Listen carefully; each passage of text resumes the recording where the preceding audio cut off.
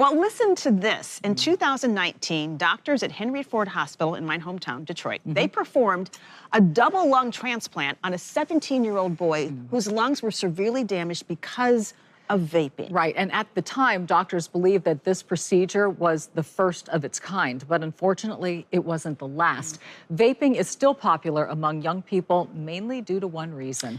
And Joe has actually been investigating this much deeper, and he's here now to show us why teens are still picking up this dangerous and sometimes deadly habit. Joe? Yeah, Dominique Fanchon, although the numbers on vaping are shrinking slightly, I found out that the real battle isn't between young people and vaping, but those who market the products.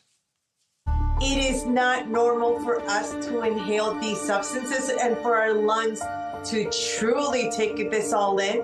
Vaping in the U.S. among young people is declining, according to data released this month from the FDA and CDC. It fell to 7.8%, down from 10% in 2023.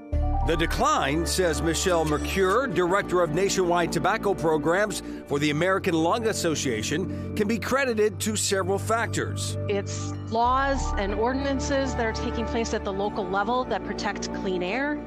It's, parents that are being involved and engaged. And of course, it's schools that are supporting students in a meaningful way. That's the good news. The bad news? On average, more than 1,000 young people in the U.S. start vaping every single day. When they've surveyed the people who are vaping, it's mostly youth, and they are attracted to these flavored substances, which is why it's such a market trap that's putting them at risk and setting them up for a lifetime of nicotine addiction.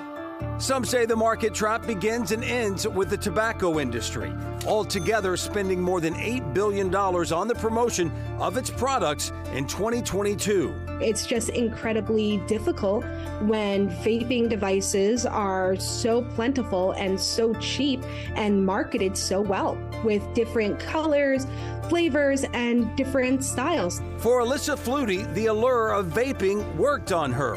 I would say I'm addicted. I use it very strongly as a means of stress control. At 20 years old, Flutie started smoking, but now in her 30s, she's turned to vaping because of how it makes her feel. Nicotine is something that, you can feel it affecting your bloodstream, affecting your brain chemistry in my case. And okay, my body says I have nicotine in me now. I can focus, I can relax.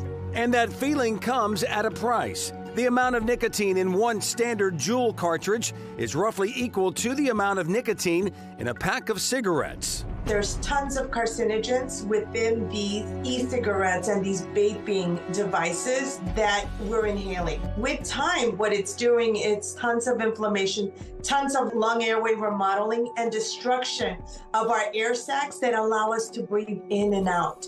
And within time, obviously, this becomes cancer. For now, organizations such as the nationwide tobacco programs for the American Lung Association are hoping cancer doesn't continue to end lives, but instead that young people will choose good health over cool and expensive marketing starting in school. We really think that it should be a whole community approach, and schools are often at the core of that. Let's put the blame on the tobacco industry who is targeting these youth. Let's not blame the students. Let's give them information, education, intervention strategies to help them understand the risks of nicotine addiction. Well, can you imagine the amount of money you're making in the tobacco industry where your ad spend is $8 billion? Now, as you heard from Alyssa, our vapor in the story, she said vaping helps her relieve stress. So I asked Dr. Mora, also in the story, if she could send us a list of alternatives to vaping when stress hits. Dr. Mora suggested doing some of these: breath work, exercising, talking, decaffeinating, counseling, and doing something you enjoy besides vaping. Dr. Mora also said she hopes Congress considers increasing a tax on smokers to eventually price them out, forcing them to stop. We also reached out to one of the largest tobacco companies in the U.S., R.J. Reynolds Tobacco. We asked for an interview to discuss their marketing costs of its products, and the company denied our request to go on camera. But in a part of a statement they sent, a Reynolds spokesperson said, "We restrict our advertising to media where at least 85% of the audience is 21 or older, as verified by independent third parties. We are committed to ensuring that our products do not reach underage individuals." And I saw that, and then, of course, Dominique Fanchon, you go back to the interview, and the 30-year-old says, colorful, the marketing. Well, the numbers you lured don't, me in. Yeah, the numbers don't show that they're making sure that it doesn't reach the younger generation, because it is reaching the younger generation. And knowing that, I mean, that's the first time I've heard that in one of those little cartridges, it's an entire pack of cigarettes. Nicotine. Yes, I mean, that's reckless to me. Right. To me, that's reckless and it's irresponsible. Well, and here's the issue that I think a lot of parents are facing with this is that, you know, a regular cigarette tastes like a regular cigarette, but these vapes come in watermelon flavor, candy flavor, so they're targeting flavors to children. And then what's happening is the kids aren't so much paying attention to advertising. What they're paying attention to is peer pressure and the groups. And so the group, somebody in the group starts to vape, and then there's the pressure, oh, we'll try this.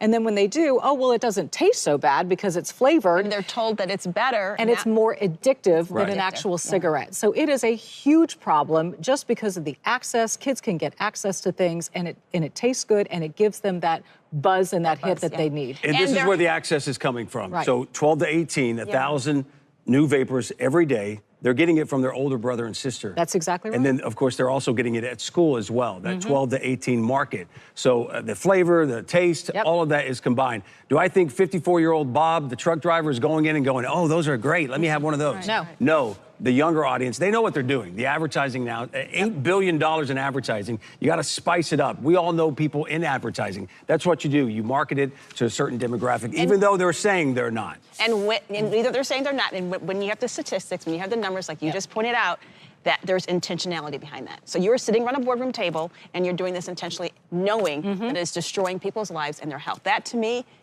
there needs to be accountability. Unconscionable. It really is. I don't know how people can sleep at night. And I would like to add, before we move on, thank you to the American Lung Association for what they're doing and the programs they're trying to get in school. And as you heard the one director there saying, let's don't demonize these kids. If they get busted in high school, don't put them at a reform school somewhere else. Them. Let's help them. Because that's what a lot of schools are doing, though. They're in trouble. They're suspended. They're expelled because they find these vapes. And schools are cracking down. But when they crack down, they need to turn the corner and say, let's do this to help you stop doing this because it's deadly. It reminds me of the opioid industry. Yeah. What did we find out later? They knew how addictive all of those drugs were, and they had to be held accountable. So we'll see if that happens in this instance, because something needs to be done. Well, should, and it could. So we'll continue to follow that for you, parents, so that you know what's going on.